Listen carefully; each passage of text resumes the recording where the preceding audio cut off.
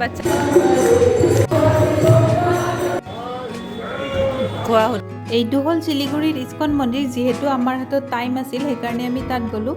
সেইখন ফাৰ্ষ্টৰ গেট, সেইখনেৰে সোমাব নিদিয়ে, তাৰে ছাইডৰখনেৰে সোমাব লাগে আৰু ষ্টেচনৰ পৰা 4-5 কিলোমিটাৰ হয় আৰু যদি ভাড়া কৰে ই ৰিক্সা তেতিয়াহ'লে 150 টকা লয় আৰু এনেকৈ ছাইডৰ গেটখনেৰে সোমাই ডাইৰেক্ট জোতা চেণ্ডেল থ'ব পৰাকৈ এনেকৈ শ্বু ষ্টেণ্ড আছে।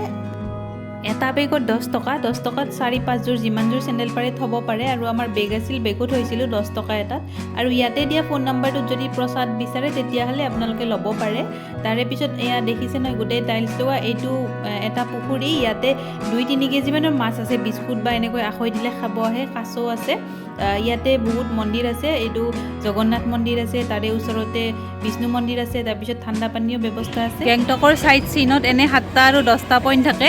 7টা পইণ্টত সেই লয়, কি কয় 2000 লয় আৰু 10টা পইণ্টত 2500 লয়। এই 7টা পইণ্টত কি আছে আৰু হনুমান মন্দিৰ, কিবা ফল নহ'লে কিবা ভিউ সেনেকুৱা আৰু কিবা গাৰ্ডেন মানে আমাৰ লোকেল ভাষাত নাৰ্চাৰী টাইপ আৰু।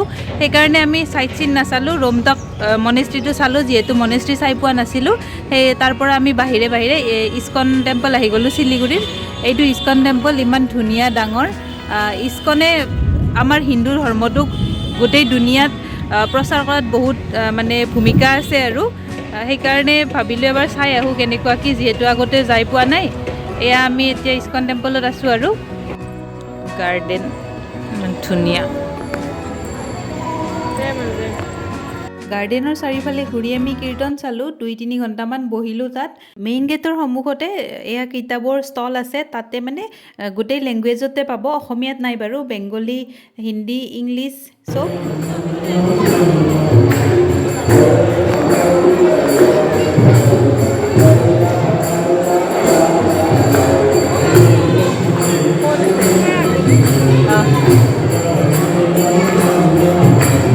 বহিম হা।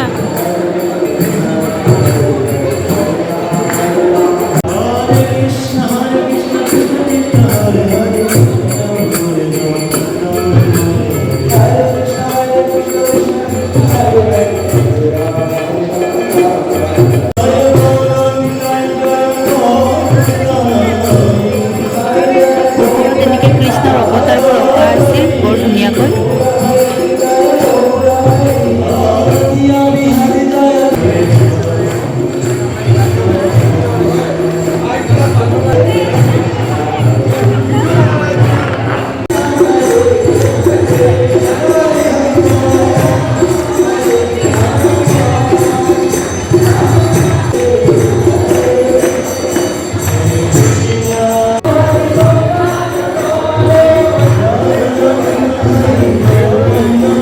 আমি কীৰ্তন শুনাৰ পিছত ওচৰে পাজৰে কি আছে চাব গ'লোঁ। এইফালে ইউজ এণ্ড পে টয়লেট আছে আৰু ইয়াতে ইস্কনৰ মানুহবিলাক থাকে আৰু ইস্কনৰ যোন ভক্ত থাকে।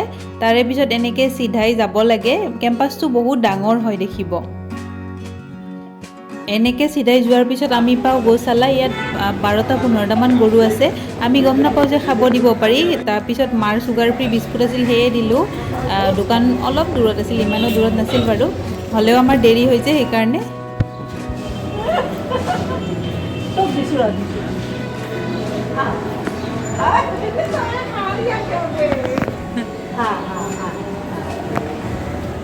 চবেই হৈ থাকে।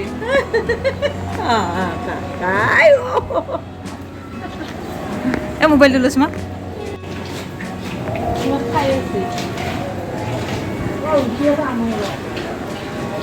গৌশালা চোৱাৰ পিছত আমি লাইট হাউচ শ্ব' চাব গ'লোঁ। পাৰ পাৰ্চন 30 ৰুপিজ লয়। সেইটো ফাৰ্ষ্ট ফ্ল'ৰত আছে। মম্পীহঁতো ৰখি আছিল আমাৰ কাৰণে। তাৰপিছত আমি গ'লোঁ। এয়া ওপৰৰ পৰা চাব বৰ ধুনীয়া কেম্পাছটো। এয়া মানুহবোৰ ৰখি আছিল গোটেই।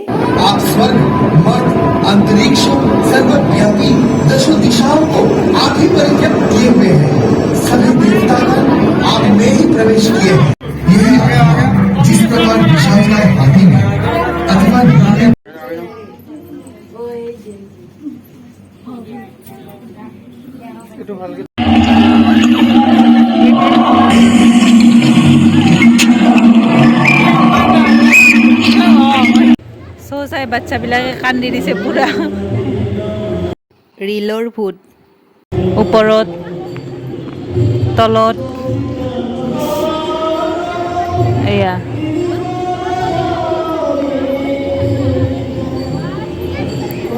ওপৰৰ পৰা দেখিব বেছি ধুনীয়া।